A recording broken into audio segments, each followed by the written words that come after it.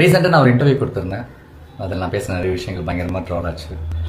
Instagram, ட்விட்டர்லேருந்து இன்னைக்கு காலைல யூடியூப்லலாம் பார்க்கும்போது எனக்கு ரொம்ப ஷாக்கிங்காக இருந்துச்சு.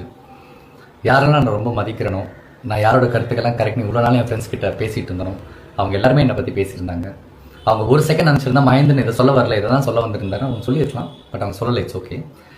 இதை நான் தானே பேசுகிறேன் சார், சின்ன கிளாரிஃபிகேஷன் வீடியோ கொடுத்துடலாம். அண்ட் என்னோட மக்களுக்கு நான் என்ன சொல்ல வந்தேன்றதை கரெக்டாக சொல்லிடலாம் அப்படின்றதுக்காக கேள்வி கேட்டால் கரெக்டாக வந்துருமான்னு நான் கேட்டேன். நான் யாரை பார்த்து கேட்டேன் அப்படின்னா, மின்சாரத்தை வச்சு அரசியல் பண்ணுவாங்கல்ல, மக்களுடைய ஃபீலிங்ஸை வச்சு அரசியல் பண்ணுறவங்க, அண்ட் கடைசி வரைக்கும் கேள்வியை மட்டுமே கேட்டுட்டு இருப்பாங்களே, அவங்கள தான் நான் கேட்டேன். அது வெகு சில பேர் இருப்பாங்க, அவங்கள தான் கேட்டேன். நீங்கள் கேள்வி கேட்டால் கரெக்ட் வந்துருமான்னு. அதுக்கப்புறம் 6 மாதம் டைம் கொடுங்க, நீங்கள் கேள்வியே கேட்காதீங்கன்னு நான் ஏன் சொன்னேன் அப்படின்னா, அண்ணா ஆட்சிக்கு வரும்போது எனக்கு ஒரு 6 மாதம் கால அவகாசம் கொடுங்க, நான் கண்டிப்பாக எல்லாத்தையும் கரெக்டாக செட் பண்ணி உங்களுக்கு ஒரு நல்ல ஆட்சியை நான் கொடுப்பேன் அப்படின்னு அவர் சொன்னார். அவர் மேலே இருக்கிற நம்பிக்கையில், அன்பில், ஸோ அவரே கேட்டிருக்காரு, நம்மளும் கேட்போன்ற ஒரே சென்ஸில் தான் நான் சொன்னேன். அவர் 6 மாதம் டைம் கொடுங்க, கேள்வி மட்டுமே கேட்காதீங்கன்ட்டு. அதுவும் வெகு சில பேர், பொதுமக்கள் கிடையாது. அண்ட் அப்புறம் இந்த சோலார் சிஸ்டம்லாம் சொன்னேன். எஸ், அது என்னுடைய தப்பு தான், அது என்னோடய வார்த்தை பிழை தான்.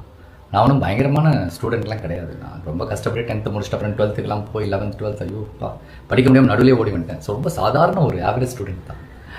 ஸோ அதனால் நான் தப்பாக சொன்னேன். நான் வந்து சோலார் எனர்ஜின்னு சொல்லியிருக்கலாம், சோலார் பவர்னு சொல்லியிருக்கலாம், சோலார் பேனல்னு சொல்லியிருக்கலாம், இந்த மாதிரி நிறைய விஷயம் சொல்லியிருக்கலாம். அங்கே நான் சரியாக என்னால் சொல்ல முடியல.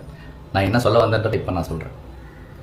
2015 கொச்சி இன்டர்நேஷ்னல் ஏர்போர்ட், நம்ம கேரளாவில் ஒரு ஏர்போர்ட் இருக்குது. அந்த என்டையர் ஏர்போர்ட்டும் சோலார் எனர்ஜி சோர்ஸில் தான் அது ஒர்க் ஆகிட்டு இருக்கு. என்டையர் ஏர்போர்ட் நீங்கள் ஃபுல்லாக பார்த்தீங்கன்னா அந்த ஏர்போர்ட்டை சுற்றி சுற்றி சோலார் பேனல்ஸாக தான் இருக்கும். அதில் வர்ற அந்த எனர்ஜி சோர்ஸில் தான் அந்த ஏர்போர்ட்டே ரன் ஆகிட்டு இருக்கு. உலகத்திலேயே ஃபர்ஸ்ட் ஏர்போர்ட். நான் அதை பார்த்துருக்கேன். நான் அப்போ நினச்சிருக்கேன், ஏன் நம்ம தமிழ்நாட்டில் இந்த மாதிரிலாம் இல்லை, நம்ம கிராமத்தில் எவ்வளோ மக்கள் கஷ்டப்பட்டுக்கிட்டு இருக்காங்களே, அங்கே ஒரு கவர்மெண்ட் செஞ்சுதே, இந்த நம்ம ஊரில் கவர்மெண்ட்டே செய்யலையா அப்படின்னு நான் நினச்சேன். அப்புறம் பார்த்தா 2011 அன்னைக்கு சிஎம்மாக இருந்த ஜெயலலிதா அம்மா அவங்களோட வீட்டு மனை திட்டத்தில் வீட்டுக்கு மேலே சோலார் பேனல்லாம் வச்சு செட் பண்ணி ஒரு டெக்னாலஜி இன்ட்ரடியூஸ் பண்ணியிருக்காங்க. ஏன் பண்ணாங்க? மக்கள் கரண்ட் இல்லாத நேரத்தில் கஷ்டப்படக்கூடாது, அவங்களுக்கு இந்த ஃப்ரீ சோர்ஸ், இந்த ஃப்ரீ எனர்ஜிலேருந்து எலக்ட்ரிசிட்டி வந்துட்டு ப்ரொடியூஸ் ஆகும், இதில் மக்கள் ஓரளவுக்கு பயனடைவாங்கன்ற ஒரு டெக்னாலஜி.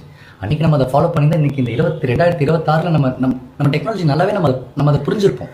அதெல்லாம் நம்ம மிஸ் பண்ணிட்டோம். இதெல்லாம் தான் நான் சொல்ல வந்தேன். அப்புறம் சொன்னேன், என் வீட்டிலேருந்து கரண்ட் எடுத்துக்கணும். எப்படி என் வீட்டிலேருந்து கரண்ட் எடுத்துப்பாங்க? என் வீட்லேயும் கரண்ட் எடுத்தாலும் எடுத்துக்கோங்க, நான் இப்படியே இருக்கேன், கஷ்டப்படுறேன், இந்த மக்களாக கஷ்டப்படுறேன்னு தான் நான் சொல்ல வந்தேன். இந்த மாதிரி நிறைய விஷயங்கள் பயங்கரமாக தப்பாக கன்வே ஆகிடுச்சு.